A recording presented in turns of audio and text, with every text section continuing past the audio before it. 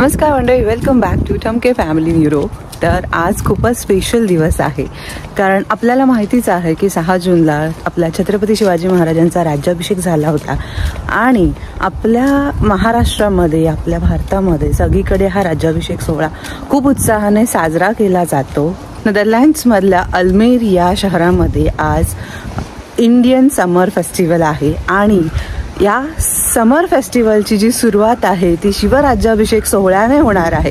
आपलं जे मराठी मंडळ आहे ते अल्मिरे महाराष्ट्र मंडळ जे आहे त्यांनी हा सोहळा आयोजित केला आहे. त्यांनी गेले कित्येक महिने यासाठी प्रॅक्टिस केलेली आहे आणि शिवराज्याभिषेक सोहळ्याला 350 वर्ष पूर्ण झालेली आहेत आणि त्या निमित्ताने आता नेदरलँड्समध्ये सुद्धा ते हा सोहळा दाखवणार आहेत. तर चला आपण बघूया. तर आत्ता आम्ही इथे आलेलो आहोत आणि आत्ता अशी अनाऊन्समेंट होते, कार्यक्रम सुरू होतोय. तर तुम्हाला पटापट मी सांगते पुढे आणि दाखवते. And the trust of all. It staged an illness and started donating sweet as charity to seek blessing for getting well. And one fine day, he managed to escape in a box full of sweets.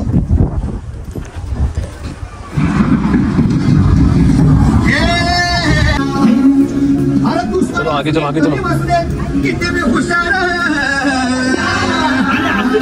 अरे दुश्मन असू दे, गणिम असू दे, किती बी हुशार शिवरायांच्या बुद्धियुक्तीचा लाभ number.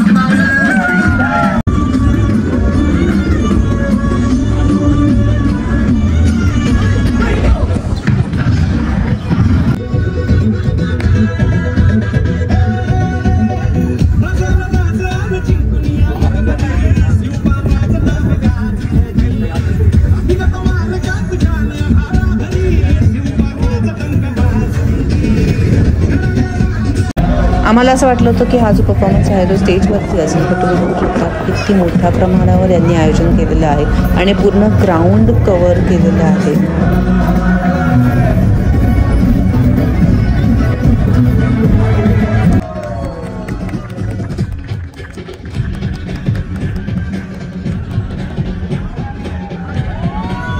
तर मित्रांनो, फडकणाऱ्या झेंड्यांवरून तुम्ही अंदाज बांधू शकता की आज इथलं वेदर कसं आहे.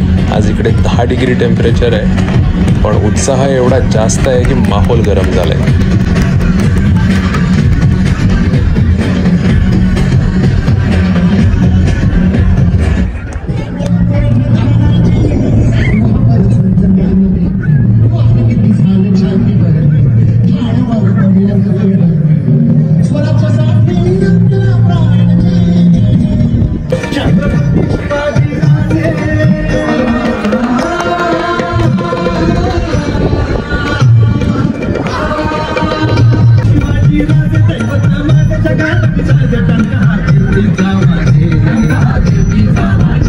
Of his mother and Raya for giving the territory a sovereign king.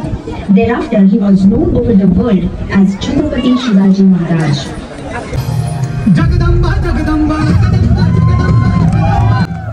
तर इथे कोणीही प्रोफेशनल डान्सर नाहीये, फक्त आणि फक्त मराठी, महाराष्ट्र आणि छत्रपतींसाठी असणारं प्रेम.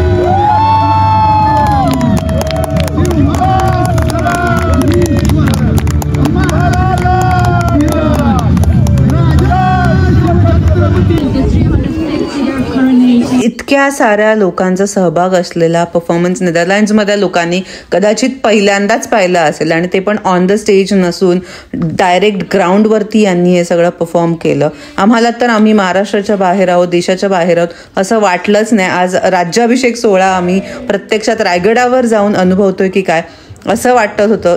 आपल्या महाराजांबद्दलचं हे प्रेम, आदर, आपुलकी सगळंच आहे की त्यामुळे या लोकांनी इथे सुद्धा इतक्या उत्साहात हा राज्याभिषेक सोहळा एका परफॉर्मन्सद्वारे दाखवला.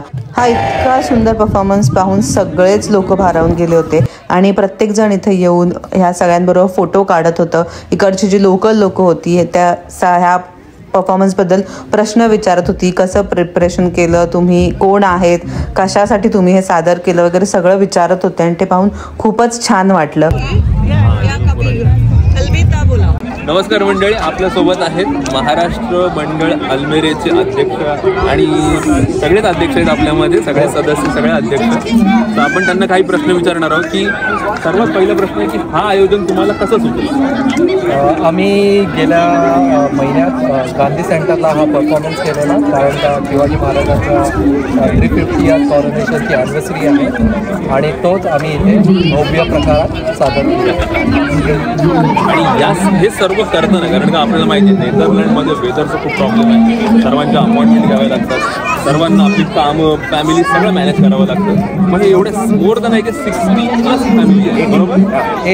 80 मोर दॅन 80 फॅमिली सर्व एकत्र करून एवढा मोठा परफॉर्मन्स केला. मी यासाठी की मेहनत मॅनेजमेंट कसं केलं? अल्मेरे महाराष्ट्र मंडळात ॲक्च्युली 300च्या वर सदस्य आहेत आणि उत्साहाला कुठेही कमतरता नाही आहे. म्हणजे हाच नाही, कुठलाही कार्यक्रम असला की भरभरून लोक प्रतिसाद देतात, भरभरून सहभागी होतात. त्यामुळे ऑर्गनायझर आणि परफॉर्मर असा आमच्यात फरक नसतो. त्यामुळे प्रत्येकजणच हे काल रात्रीपर्यंत नुसते आमचे ग्रुप्स मेसेजेसनी भरून वाहत होते की मी प्रॉपर्टीला असं असं होतो, मी असं असं होतो. कुणालाही कुणी सांगायला जात नाही, प्रत्येकजण हिरिरीनं स्वतः करतं. कदाचित संस्कृतीबद्दल प्रेम असेल, महाराष्ट्राबद्दलची आत्मीयता असेल, त्यामुळे आमचे कार्यक्रम दरवेळेला एवढ्याच चांगल्या पद्धतीनं होतात. तर याच्यानंतरचा माझा एक शेवटचा प्रश्न तुम्हाला विचार, मला माहिती आहे सर्व मित्रमंडळी वाट पाहत आहे, तर सर्वात महत्त्वाचं याच्यानंतरचं आपलं काय म्हणजे असेल प्लॅनिंग की जेणेकरून आपली भारतीय संस्कृती, महाराष्ट्र कल्चर सगळं आहे त्या आपल्या पुढच्या पिढीला कसं पास ऑन करायचं आणि त्याच्यासाठी काय काय स्टेप्स तुमच्या मंडळाने आखले, थोडा एक मला म्हणजे आमच्या मंडळाचं ध्येयवाक्यच आहे, ब्रीदवाक्य की होम अवे फ्रॉम होम. म्हणजे नेदरलँड्समध्ये आपण कामांनिमित्त आलो, आपण नोकरीधंद्यानिमित्त आलो, पण आपल्याला भारतात जसं वाटत होतं तसं तिथं वाटलं पाहिजे. आपली मुलं या आपल्या भारतातल्या संस्कृतीबद्दल जागरूक राहिली पाहिजे. त्यामुळे मंडळ मराठी मंडळ असलं तरी मराठी भाषेबद्दल ज्याही लोकांना प्रेम आहे त्या सगळ्या लोकांसाठी आमचं मंडळ उत्पन्न आहे. त्यामुळे मराठी भाषा वृद्धिंगत करण्याकरता, मराठी संस्कृतीबद्दल प्रेम वाढवण्याकरता जे कुठले कार्यक्रम पुढे करायला लागतील ते सगळे आम्ही करायचे विचार. आम्ही वर्षातनं 4 कार्यक्रम करतो. आमची सुरुवात होते आपल्या मकर संक्रांतीने. तो कार्यक्रम पण भरघोस खूप छानच होत होतो आणि स्पेशली महिलांना वाण दिलं जातं मंडळाला, दॅट इज व्हेरी स्पेशल. त्याच्यानंतर दुसरा कार्यक्रम आम्ही गुढीपाडव्याचा घेतो. मकर संक्रांतीमध्ये आम्ही बोरनान पण करतो, लहान मुलांचं बोरनान होतं, त्यामुळे सगळ्यांनाच जे आपलं कल्चर आहे ते कळून येतं. त्याच्यानंतर दुसरा कार्यक्रम आमचा गुढीपाडव्याचा होतो, त्याच्यात स्पेशल मराठी म्हणजे दरवेळी मराठी जेवण असतं, पण गुढीपाडव्याला आम्ही श्रीखंड पुरीचा बेत असतो आणि यावेळी आमरस होतं श्रीखंडाचा जबरदस्त. मग गणपतीसाठी काय स्पेशल प्लॅनिंग वगैरे काय? सध्या तरी नाही आहे, पण म्हणजे सगळ्यांच्या घरी गणपती असतो, पण तसा डिमांड आज येत आहे आणि जशी डिमांड वाढेल तशी आम्ही घेऊ. हे होते अल्मेरे महाराष्ट्र मंडळाचे अध्यक्ष, सदस्य, कार्यकर्ते सर्वच. आणि मी आता इथे 2 रिप्रेझेंटेटिव्ह आहेत, पण मी सगळ्यांचा आभार मानेन जेणेकरून तुमच्या माध्यमातून आम्हाला इथे नेदरलँडमध्ये किंवा एंटरमध्ये युरोपमधून पण काही लोक इकडे आले असतील, त्यांना पण बघायला मिळालं. राज्याभिषेकाची जो सोहळा आहे तो इथं तुम्ही आम्हाला दाखवलं आणि पूर्ण पूर्ण जगाला म्हणजे काय म्हणा पूर्ण देशाला एक अभिमान आहे की आपण महाराष्ट्राचा म्हणजे देशाचा बाहेर असून सुद्धा पण आपण साजरी करतो. तर तुमचा ह्यात खास आभार, धन्यवाद. शुभेच्छा. तुम्ही सुद्धा कार्यक्रम बघायला आलात, लांबनं आलात, म्हटलं तसं बाहेर आसपासच्या देशातले काही लोक आले, त्या सगळ्यांच्या मंडळाच्या वतीनं आम्ही आभार मानतो. लोक बघायला येतात म्हणून आम्हाला स्फूर्ती मिळत राहते, काहीतरी करायची आंतरिक स्फूर्ती असतेच. पण आपण जे कष्ट करतोय ते काही लोकांनी बघितले तर त्याचं बळ एक वेगळं मिळतं. असेच तुम्ही आम्हाला सपोर्ट करत राहा आणि आम्ही काही परफॉर्म करत राहतो. थँक्यू. इंडियन समर फेस्टिवलची सुरुवात झालेली आहे आणि दिवसभर हा सोहळा चालूच राहणार आहे. आम्ही खरं तर या आपल्या महाराष्ट्र मंडळाच्या या कार्यक्रमासाठीच आलेलो होतो, जो सुरुवातीच्याच 1 तासापुरता होता आणि त्यानंतर आता आम्ही घरी जाणार आहोत. घरी जायच्या आधी मी तुम्हाला इथे फिरून दाखवते की कोणकोणत्या प्रकारचे स्टॉल्स इथे इंडियन समर फेस्टिवलमध्ये लावलेले आहेत, काय काय खाण्याच्या वस्तू आहेत, काय काय वेगळं इथे तुम्हाला पाहायला मिळू शकतं. सुरिनामीचा हा स्टॉल आहे. सुरिनामी आणि इंडियन फूड जवळपास सारखंच असतं, आपल्यासारखंच रोटी आणि सब्जी वगैरे त्यांच्याकडे असते, थोडेफार ॲडिशनल पदार्थ असतात. त्यानंतर इथे इंडियन चाट, कचोरी त्याचं एक स्टॉल आहे. There is no stuffing in it. It's just cumin powder and those kind of things. Have a taste. Have a taste. Masala only. Masala only. Tasty. Vacuum cook. It's a new technology, so that we can reduce the impact of the high temperature.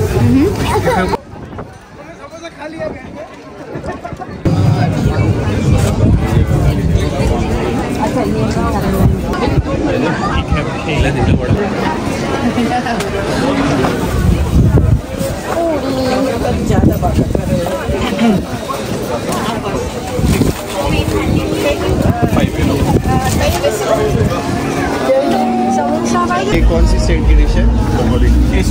Calcutta.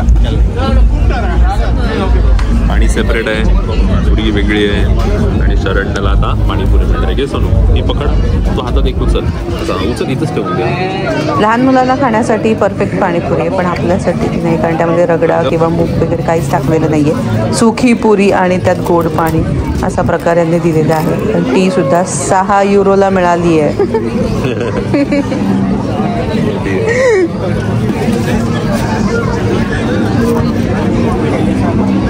एक्सप्रेशनवरून तुम्हाला समजू शकतं की त्या पाणीपुरीमध्ये काय होतं.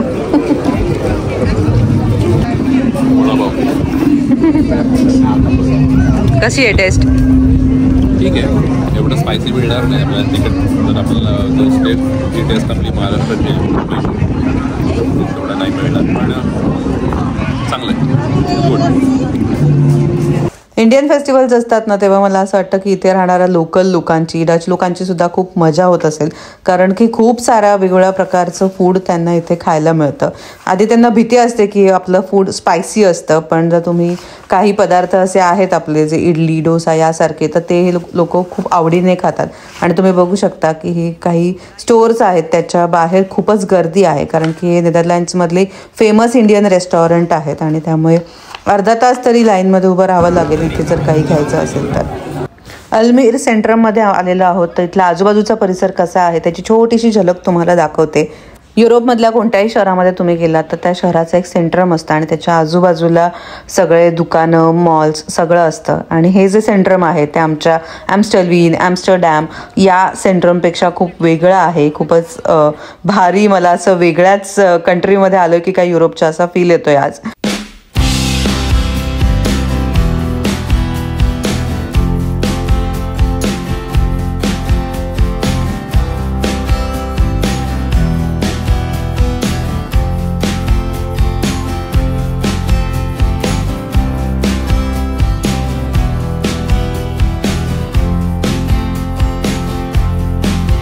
मंडळी, हा होता आजचा छोटासा व्हिडिओ. हा व्हिडिओ तुम्हाला आवडला असेल तर मला कमेंट करून सांगा आणि हा व्हिडिओ जास्तीत जास्त शेअर करा, जेणेकरून आपल्या मराठी भाषेचा प्रसार होईल आणि आपल्या छत्रपती शिवाजी महाराजांचे विचार इतर लोकांपर्यंत पोहोचतील. भेटूया पुढच्या व्लॉगमध्ये. तोपर्यंत stay tune, stay awesome, bye bye.